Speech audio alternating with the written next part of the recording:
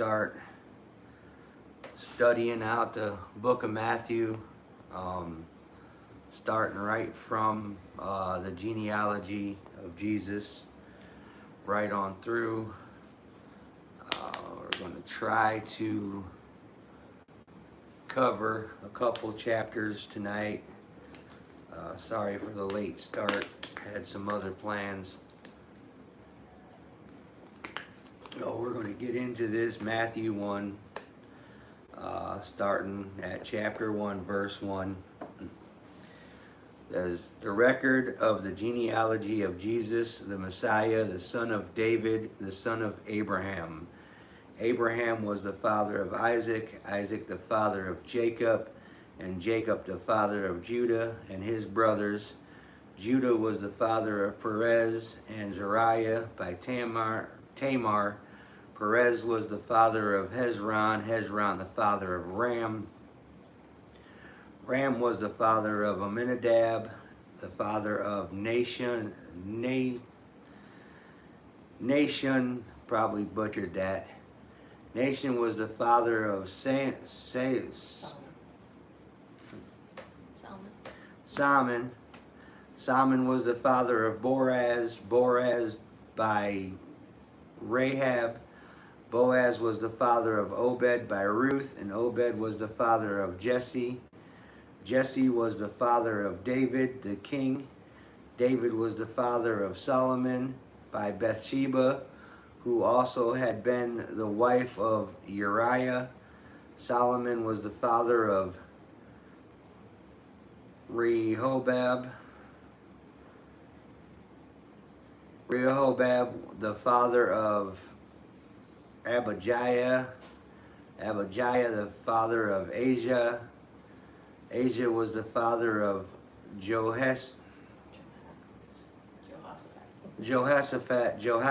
the father of Joram, the father of Ariza, the father of Jethem, the father of Azar, or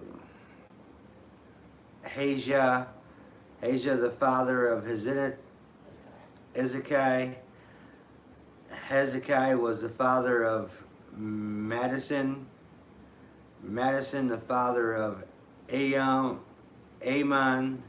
and Amon the father of Josiah. Josiah became the father of Jeconiah and his brothers at the time of the deportation to Babylon. After the deportation to Babylon, Jeconiah became the father of Shealtiel, the father of Zerubbabel, the father of Abihud, the father of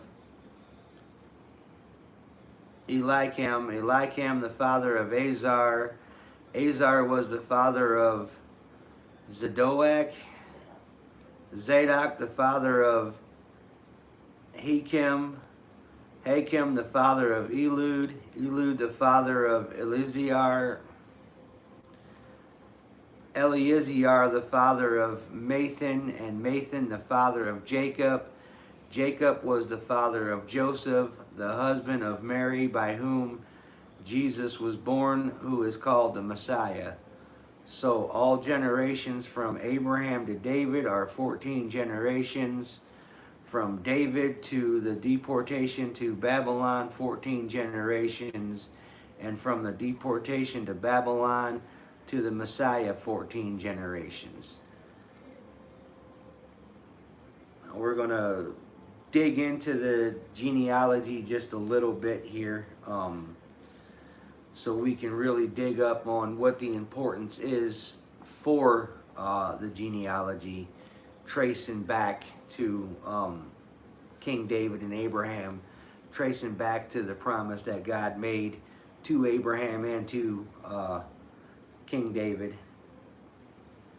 So it's let's get into the gospel according to Matthew. Matthew was a tax collector in Capernaum before he was called by Jesus Christ to be a disciple. He was also called Levi, and he opens his gospel by giving us the genealogy of Jesus Christ back to Abraham. And he said in chapter 1, verse 1, the book of the genealogy of Jesus Christ, the son of David, the son of Abraham. And obviously that was the open verse. So now we're going to get into what he was telling us there, and where the importance is to the genealogy of Jesus Christ.